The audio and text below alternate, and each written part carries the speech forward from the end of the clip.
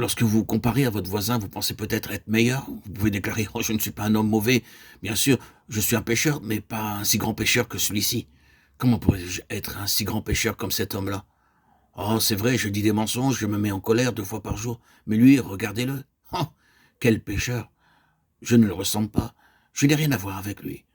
Je ne peux pas être comme lui. » C'est ce que vous dites quand vous vous comparez à d'autres. Mais maintenant, Dieu révélait à Moïse qui il était.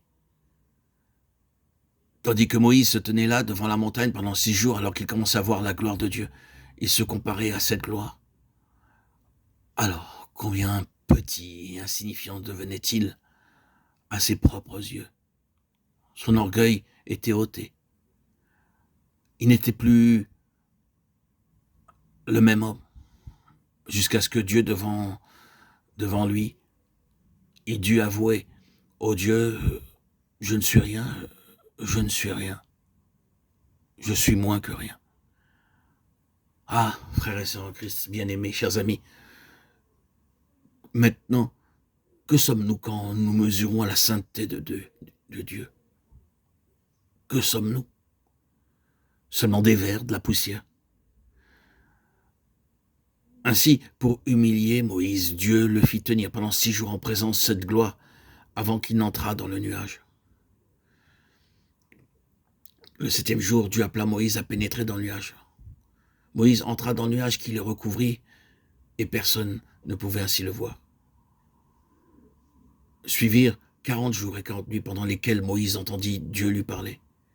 Il faut préciser à nouveau que chaque détail a ici une signification. Avant que Dieu ne puisse parler à Moïse, celui-ci devait voir tout d'abord, en première étape, la gloire de Dieu. C'est pourquoi il se tint là pendant 6 jours en dehors du nuage. Exode 25, 40. Moïse fut en dehors du nuage jusqu'à ce qu'il réalise qu'il n'était lui-même qu'un homme comparé à Dieu dans sa gloire. C'était une préparation, et c'est une préparation pour tout homme et femme qui veulent s'engager sur le chemin de Dieu. Il faut s'humilier. Agenouillez-vous, apprenez la soumission, la contrition. Ayez un cœur contrit devant le Seigneur. Apprenez la soumission, l'obéissance à Dieu. Humiliez-vous devant Dieu, confessez-vous à Dieu. C'est ainsi que, humilier, notre fierté pourra se dissoudre comme un sucre dans un verre de café ou de la glaise devant le soleil à son zénith. Humilions-nous. Nous devons attendre et patienter pour pouvoir entrer dans le nuage. Et seul un cœur humble et contrit peut véritablement communier avec Dieu. Et alors vinrent les 40 jours seul avec Dieu. Le nombre 40 dans la Bible est celui de la mise à l'épreuve et du jugement. Notre Seigneur lui-même fut mis à l'épreuve par le diable pendant 40 jours. Aussi le nombre 40 parle de la mise à l'épreuve pour éprouver chaque homme avant d'être le porte-parole, le serviteur de Dieu, le vase élu, choisi par Dieu. Moïse devait traverser chaque épreuve, comme nous, enfants de Dieu, nous devons traverser chaque épreuve pour être formatés par notre Seigneur. Nous sommes le vase, il est notre potier, et il désire que nous soyons malléables entre ses mains. Renonçons à notre propre volonté, à notre moi, à notre ego, à tout ce qui n'est pas de Dieu. Apprenons la soumission, l'obéissance, la contrition. C'est un ordre de Dieu. Ceux qui veulent devenir serviteurs de Dieu doivent passer par chaque épreuve. Ils doivent apprendre l'expérience d'être seuls, coupés de leurs proches, de ceux qui leur sont chers. Ils doivent apprendre la faim, la déception, la perte de toutes choses. Ils doivent apprendre ce que veut dire être seul avec Dieu. Certains pensent qu'il suffit d'aller dans une école biblique pendant 3 ans en y apprenant l'hébreu, le grec, la philosophie. Mais ce n'est pas par la connaissance intellectuelle que l'on devient serviteur de Dieu. Ah non, ce n'est pas cela. Un jour, je voyageais en chemin de fer et j'avais ma Bible.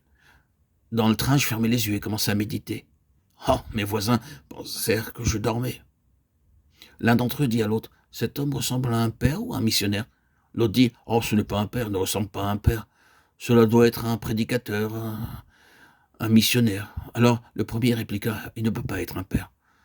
Cela se voit à ses habits, qu'il ne peut pas être un père. » L'autre lui dit: « Alors, il doit être un père de 3e classe. » C'est un fait admis, des personnes pensent que la possession de diplôme universitaire permet de devenir père de 2e classe, puis de 1re classe. En un mot, de meilleurs serviteurs de Dieu. Ce n'est ni par des diplômes, ni par l'éducation, ni par le rang social que vous devenez serviteur de Dieu, sans apprenant à souffrir à l'école du Seigneur Jésus-Christ. Souvenez-vous que pendant 40 jours et 40 nuits, le serviteur de Dieu, Moïse, dut être seul sur la montagne avec Dieu. Ce n'est pas simplement en lisant les mystères célestes révélés à Moïse, ce n'est pas simplement en les lisant que nous les comprendrons, mais seulement lorsque nous serons préparés à traverser la souffrance, l'épreuve, la tribulation pour l'honneur du Seigneur. Alors, Dieu nous révélera ces choses d'une façon simple. Ces mystères célestes n'ont aucune signification pour ceux qui ne sont pas préparés à souffrir. Seuls ceux qui acceptent de supporter la souffrance comprendront. Et Dieu nous l'enseignera pas à pas.